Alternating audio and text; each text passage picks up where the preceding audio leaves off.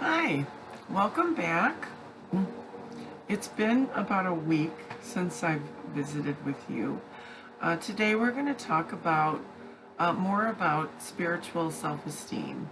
I've had a couple people reach out to me this week, and it feels like this is a really necessary focus for me to be sharing with you guys. If you enjoy these videos, please hit like, share, and subscribe. I would really appreciate it. I'm having a lot of fun doing this. I'm just starting to be a presence on Instagram as well. That's just getting started. I'm going to do a couple special videos for that, much shorter ones, more like daily inspirations. So I hope you guys will follow me and enjoy that as well. So I'm talking today more about spiritual self-esteem. So boundaries are a really important part of our self-esteem. And what are they? Boundaries are just the lines, the emotional lines that we draw that separate you from me. They're limits that we create to keep us emotionally, physically, and spiritually protected. Boundaries are an important part of your self-esteem. So what happens when we fail to set boundaries is that we're creating harmful situations, events to our own being.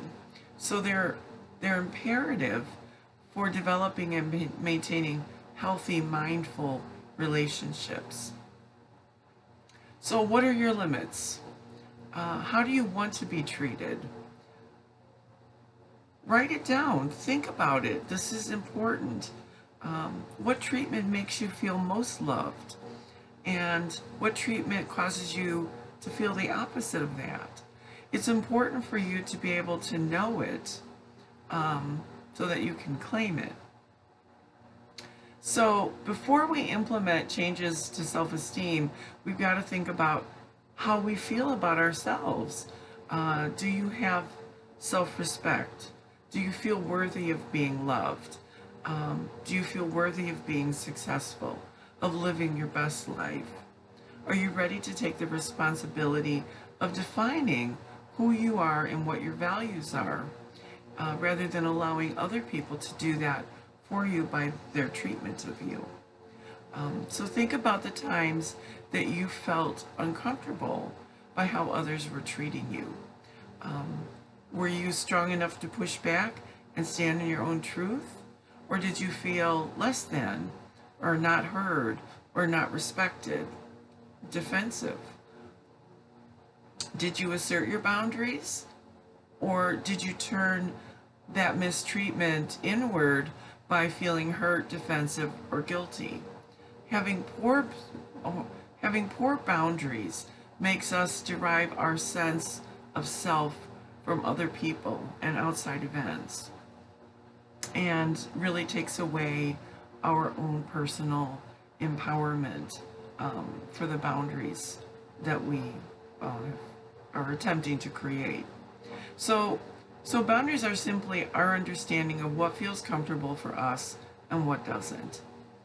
It's an act of self-respect for our comfort level for self, which holds a more authentic vibration than the discomfort of potentially letting someone down. Speaking our truth about what feels okay and what doesn't. The most powerful thing you can do for yourself is to say to someone who is hurting you, you cannot treat me this way.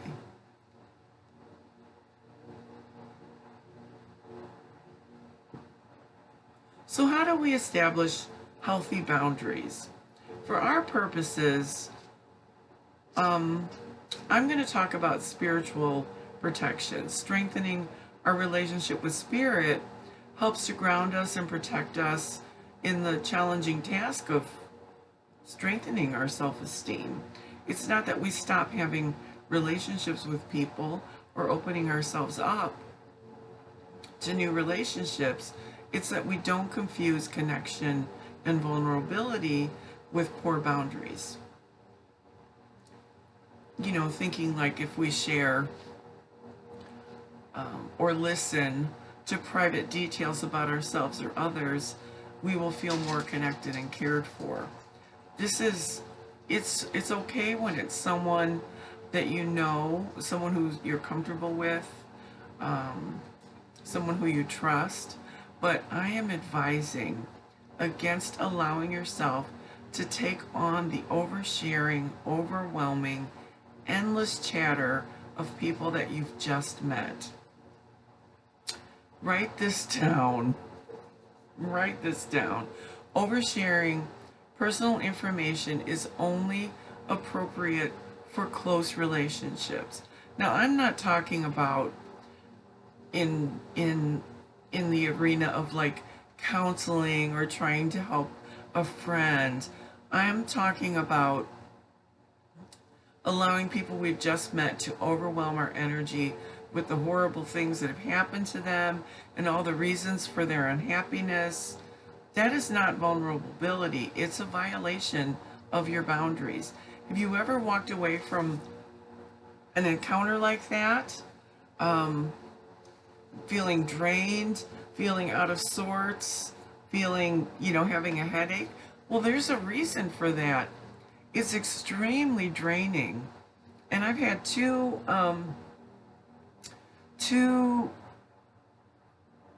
very strong examples of that happening to me. I'm a counselor. I listen. That's what I do. This was outside of that, though. These were people that weren't very close to me, were just acquaintances. And one just called me and just started purging before I even had the chance to, say hello. And it's extremely draining to be in that kind of a situation. And it doesn't make you closer. So it was a good time for me to practice what I preach, and I had to stop it. And I was like, whoa, you need to cool your jets here. I'm not even hearing what you're saying. I'm just feeling the energy of this bombardment. And so it's really important for us to be mindful of our spiritual and emotional needs and to speak them. It's if we're not going to do it, who is? So, but that kind of dumping, purging from other people, it can be vampiric in nature, as people try to dump parts of themselves onto us, while at the same time trying to replenish their energy with ours. So in shamanic practices, that's called soul stealing, and it takes a lot of shamanic cleanup to heal that. And so it's important to understand that true vulnerability is based on mutual consent, and it requires boundaries and trust. It's not oversharing, it's not purging, it's not like indiscriminate disclosure. It's about sharing our feelings and our experiences with people who have earned the right to hear them, and vice versa. So when you set boundaries with people, not everyone's going to be on board. Some people may react with anger. Some may attempt to disregard your new boundaries. Some will get defensive. And some will be very accepting and loving. But for the ones that get defensive and push back, these are the people that you just need to be mindful of during your interactions. You may need to remind them about the boundaries you've set. And if someone continues to violate those boundaries despite your reminders, this is something to pay attention to. And it may be that you have to consider whether they're a healthy addition to your personal space. And so a person who cares about you will respect your comfort level, and they will own up and try to repair any damage, when they've pushed on your boundaries too much. So setting boundaries with others and yourself is something that takes practice. And it's important to take responsibility for how you allow other people to treat you. You're not a victim. You are an empowered being who chooses how others treat you. So we learn to say no. We learn to exert our voice when we find ourselves in situations that make us feel uncomfortable. Needing others to think we are nice and wanting to help others is a thing for sure. And it's an important thing. However, trying to accommodate everyone else in relationships, work environments, it places us at a disadvantage, because we have been saying yes too many times, and we need to start prioritizing our needs and not please others at our own expense. So trust and believe in yourself. Not only do you know yourself best, but you also know what your needs and wants are. Don't let others make decisions for you. Allow yourself to respect your strengths, your values, your abilities, and you'll learn what it feels like when those needs are met and when they're not. So if you learn how to hold those boundaries with yourself, you'll be prepared to hold those boundaries with others. And when you feel that your boundaries have been violated, let the other person know that you have crossed the line. You have created this situation where I'm now feeling a negative, and it's important for you to know what my boundaries are and for you to respect them. So there's a healthy way to cope with problems more effectively. And so to learn to communicate better with others, healthy personal boundaries help us esteem and value ourselves. So we know what it feels like when we're receiving that from others or when we're not. So how do we value ourselves? Well, we become clear about the life we want. We become clear about the people that we want in our lives. We take stock of where we are as opposed to where we want to be. If we're not quite where we want to be, we clear out everything that keeps us from being that or getting there. We set our intentions and we begin taking steps in the direction of the life that we want. Even if they're baby steps, we take them with confidence.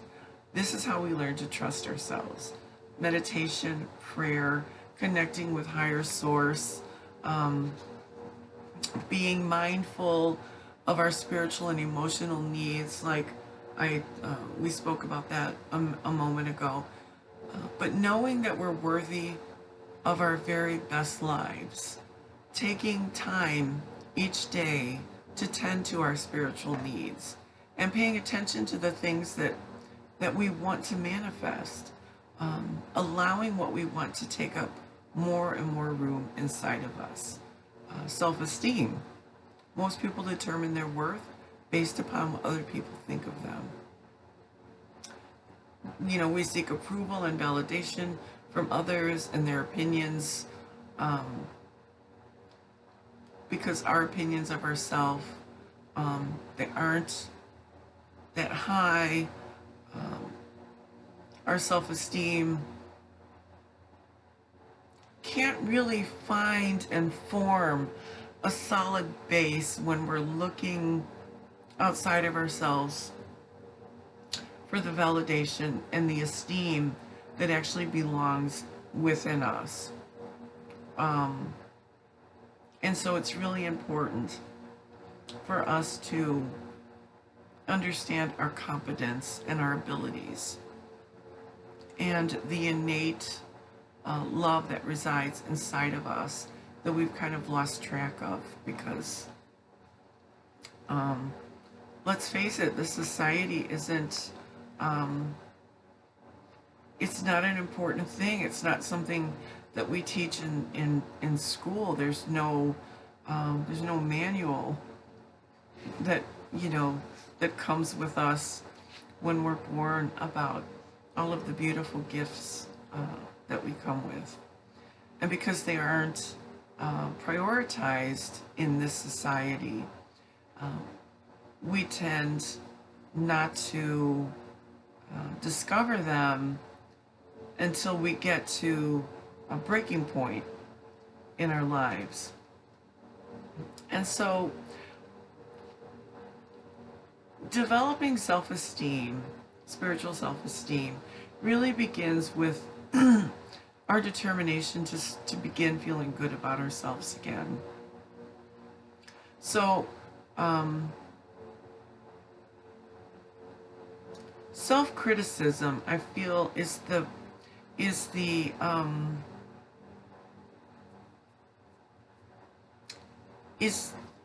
thing that kind of blocks our self-esteem. So strong self-esteem, I can have losses, I can be ill, I can make mistakes, I can be rejected, but strong self-esteem will help me through those negative events. The understanding that there's a strength within me that's gotten me through everything that's happened to me, and it will continue to do so. But a lot of people focus on their flaws, and they have trouble acknowledging their assets. And so the biggest obstacle to self-esteem is self-criticism. So how do we counter that? We practice self-acceptance and self-compassion. So I'm here today to tell you that I feel like it's important for you to commit to more self-forgiving and letting go of self-judgment instead of comparing yourself to others, both positively or negatively. Appreciate your unique individuality. Self-acceptance works wonders. Once you start accepting yourself, you gradually stop worrying about what others think, and you become more spontaneous and natural, like within yourself. So it allows you to be more authentic, to allow you to finally relax and allow more of the inner real you to be seen. There's no shame or fear of revealing yourself when you accept yourself unconditionally. And this is the key, not only to balance and integration, but it's the key to healthy relationships. And so, I hope that you found that helpful. I'm going to post some links in the comments section that I feel like will be helpful for you in setting intentions for self-acceptance and for self-esteem. I hope you have a wonderful day. I wish you joy, I wish you love, and I wish you light.